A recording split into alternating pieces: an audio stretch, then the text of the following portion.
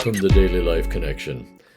Thank you for joining us as we continue to explore the wonderful story found in Luke chapter 15, which we call the prodigal son, but which I like to call the prodigal, or the story of the loving father and the two lost sons, and his prodigal love for us.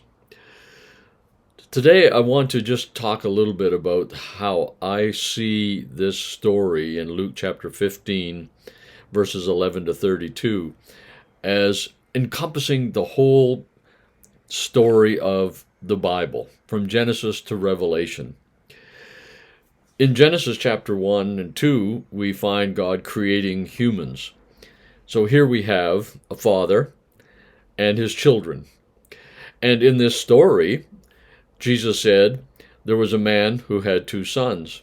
So this is a reflection, if you will, of Genesis chapter 1, 2.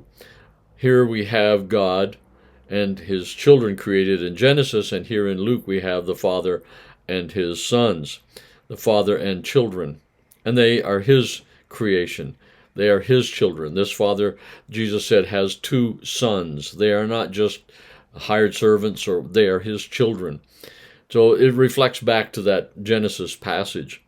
And then, of course, as we follow the story through Genesis, we find that God's children tended to take one of two avenues. They rebelled. And they chose, first of all, we see with Adam and Eve, they chose to choose. They chose performance-based living. When the enemy tempted them, he said, if you eat of the tree of the knowledge of good and evil, you will be more godly. You will be more like God himself. If you know what's right and you know what's wrong and you comply with that, that will make you more godly. And they chose that. And they plunged the whole world into this performance-based living, not only in the kingdom of heaven, not only in religion and righteousness, but in the whole sense of the whole world has become very performance-based. And we see both of these sons in this story in Luke as exemplifying that very same thing. They're both very performance-oriented. And what happens is when we choose to be a performance-oriented people, we choose to go in one of two directions. Either one, we rebel and walk away from it all because we say, I just can't live up to those kinds of standards. And that is, of course, the younger son in this story, as he walks away from it all and just says, I'm not going to try and comply with all of the things that surround my father's living in my father's estate and the way he runs things. And so he left. And then we see the other choice is to become religious, to conform to the best of our ability to what we believe the Father wants from us. And so in this story, the older son, of course, that's exactly who he is. So all through history, we see through Genesis, Exodus, Leviticus, Numbers, Deuteronomy, the Kings and the Chronicles, all through and through the prophets, we find people choosing one of two ways. They're either becoming rebellious and rejecting everything about the Father, or trying their very best to comply with it all and becoming very performance-based religious kinds of people and trying to keep the law and believing their righteousness depended on the law. And in the New Testament, of course, we hear Paul saying no one ever became righteous by trying to keep the law because no one could keep it perfectly. But here, and we see that reflected in the older son, don't we? Exactly in the older son.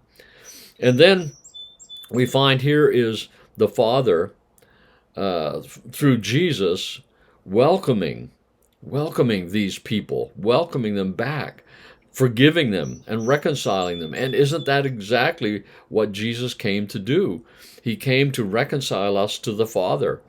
The Father didn't have to be reconciled to us. We had to be reconciled to the Father.